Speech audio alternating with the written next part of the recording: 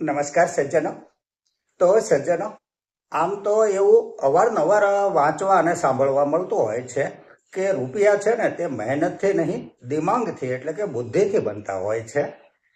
જો કે લોજિક એવું હતું કે સામાન્યપણે આપણને મગજમાં ન બેસે, પરંતુ હમણાં થોડા દિવસ પહેલા એક એવા સમાચાર આવ્યા કે આપણને વિચારતા કરી દીધા અને એવું સમજાયું કે વાત તો સાલી સાચી છે. રૂપિયા મહેનતથી નહીં, બુદ્ધિથી જ બને છે.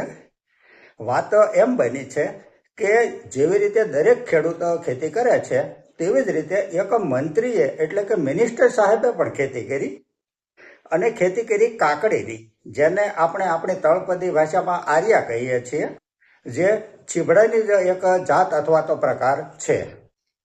પણ આ મંત્રીએ મહેનત ન કરી પરંતુ બુદ્ધિનો ઉપયોગ કર્યો અને સરકારની એવી કોઈ પોલિસી ગોતી કાઢીને તેમાંથી 77 લાખ રૂપિયાની સબસિડી મેળવી લીધી. નહીં વેલા ઉછેરવા, નહીં કાકડી ઉતારવી, નહીં પોટકા બાંધવા, નહીં માર્કેટિંગ યાર્ડમાં લઈ જવા અને નહીં હરાજીમાં ઊભું રહેવું. કોઈ પણ પ્રકારના શારીરિક શ્રમ વિના સીધી સબસિડી ગજવે કરી લીધી, એટલે કે બેંક એકાઉન્ટમાં જમા કરી લીધી. જો કે આંકડો તો 77,56,000નો છે, પરંતુ 56,000 જેવા નાના સ્ટેશન આવી મોટી ટ્રેનો ન લે, માટે આપણે 77,000 રૂપિયા ગણીને ચાલીએ છીએ. પરંતુ એક વાતનો સજ્જડ પુરાવો આપી દીધો આ મંત્રીજીએ કે રૂપિયા તો બુદ્ધિથી જ બને છે, મહેનતથી નથી બનતા.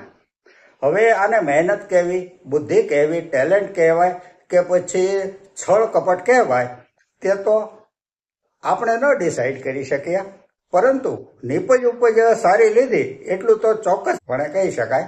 નમસ્કાર.